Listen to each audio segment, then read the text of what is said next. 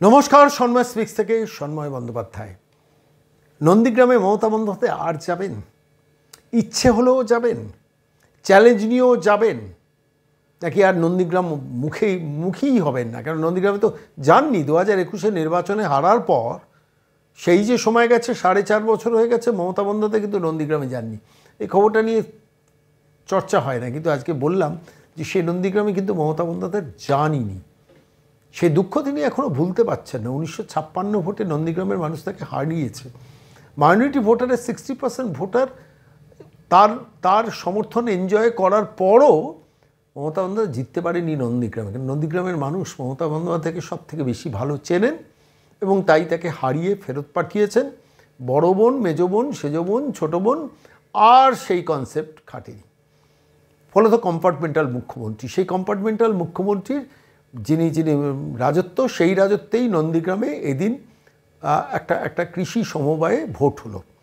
আমরাতলা সমবায় কৃষি উন্নয়ন সমিতি, আমরাতলা সমবায় কৃষি উন্নয়ন সমিতি। সেই ভোটে কলকাতা থেকে তৃণমূল কংগ্রেসের তাবড় নেতারা মাথা ঘামিয়েছিলেন। প্রভূত অর্থ সাপ্লাই হয়েছিল। আমি সেই খোঁজখবর রাখছিলাম, কিন্তু সে লড়াইটাও জিততে পারলেন না।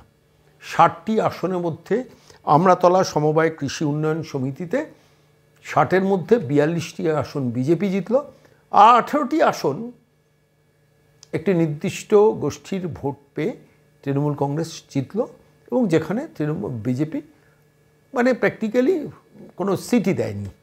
তো স্বাভাবিকভাবে সেই প্রেক্ষিতে দাঁড়িয়ে আমি সরাসরি যোগাযোগ করেছিলাম প্রলয় পাল, যিনি এই লড়াইটা স্থানীয়ভাবে নেতৃত্ব দিয়েছেন। শুভেন্দু অধিকারী ওপর থেকে তার আশীর্বাদ রেখেছেন, আর প্রলয় পাল একদম ফ্রন্টাল লড়াইটা লড়েছেন। আমি সরাসরি তাকে আজকে টেলিফোনে ধরেছিলাম। ধরে আমি তার বক্তব্যটা জানতে চাইলাম যে আপনি হঠাৎ পাকিস্তানকে 18টা ছেড়ে দিয়েছি বললেন কেন?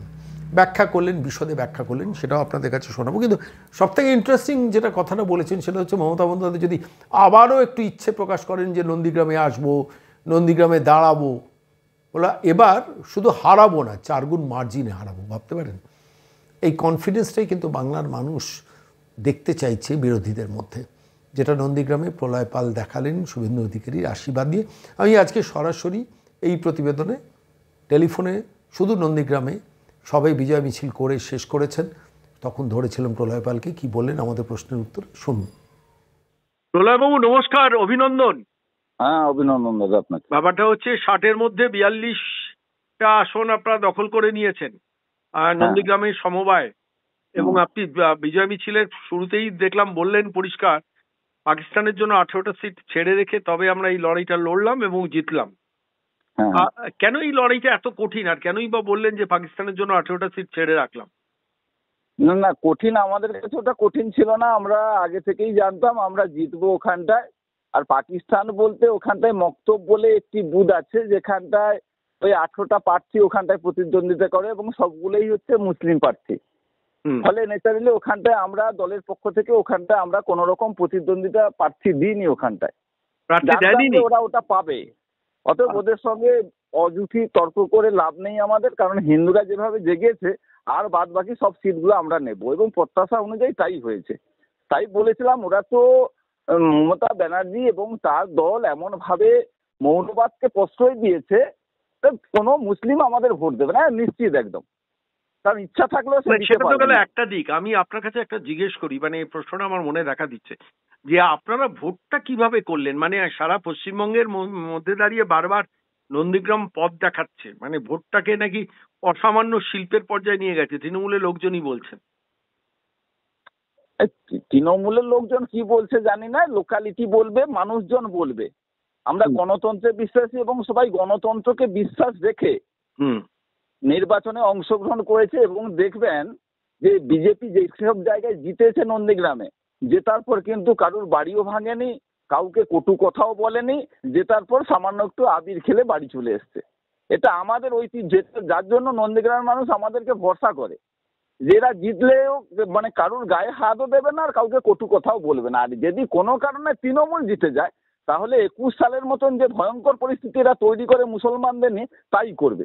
তাই নন্দীগ্রামের সনাতন এবং সচেতন হিন্দুরা বুঝে গেছে যে তাদের বাঁচার একটা জায়গা আছে বিজেপি। হুম। এটা তো এখানটায় অনেক, এবং অপারেশন সিঁদুরের পর আমার দৃঢ় বিশ্বাস যে অনেক তৃণমূলপন্থী হিন্দুরা তারা কিন্তু আমাদেরকে ভোট দিয়েছে, এটা আমার বিশ্বাস। আপনারা নন্দীগ্রামে সব হিন্দুকে একজোট করতে পেরেছেন?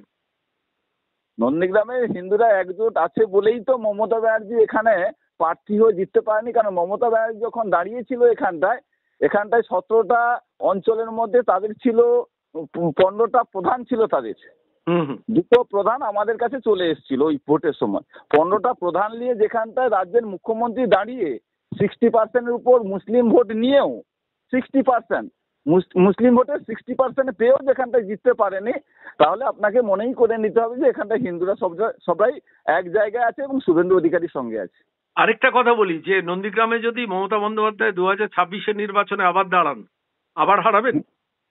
না, হারাবো বলতে যে ব্যবধানটা ছিল ওটা 4 গুণ হবে। মানে নন্দীগ্রামে ব্যবধান 4 গুণ করবেন বলছেন? হ্যাঁ, যদি মমতা ব্যানার্জি দাঁড়ায় 4 গুণ হবে। এই শুনেই তো মমতা বন্দ্যোপাধ্যায় নন্দীগ্রামের অভিমুখে যাবেনই না। না, তো আসবে না। সেই পরিস্থিতিতে যখন হেরেছে 17খানা প্রধানের মধ্যে 15খানা প্রধান নিয়ে, তারপরে মমতা ব্যানার্জি নন্দীগ্রামের দিকে তাকাবে না। নন্দীগ্রামের নামই বলেনি 21 সালের পর থেকে। মেজবোন বলতো নন্দীগ্রামকে, মেজবোনের দিকে কোনোদিন তাকায়নি, আর মেজবোনের কথা মনেও পড়েনি, আর মেজবোনের জন্য নন্দীগ্রামে কোনোদিন আসেননি উনি। এটা আর আসেনি, মানে 2021-এর নির্বাচনের পর নন্দীগ্রামে যাননি না? না, একদিনের জন্য আসেন, একদিনের জন্য নন্দীগ্রামের নামই মুখে আনেননি, অথচ নন্দীগ্রাম নাকি ওনার মেজবোন ছিল। অনেক ধন্যবাদ প্রলয় বাবু, ভালোভাবে পঞ্চায়েতটা চালান, অন্তত দৃষ্টান্ত রাখলেন। তো দেখা যাক এরপর ভবিষ্যৎ কি হয়। তো অনেক অভিনন্দন, আরেকবার আপনাকে অভিনন্দন জানাচ্ছি প্রলয় বাবু। ধন্যবাদ।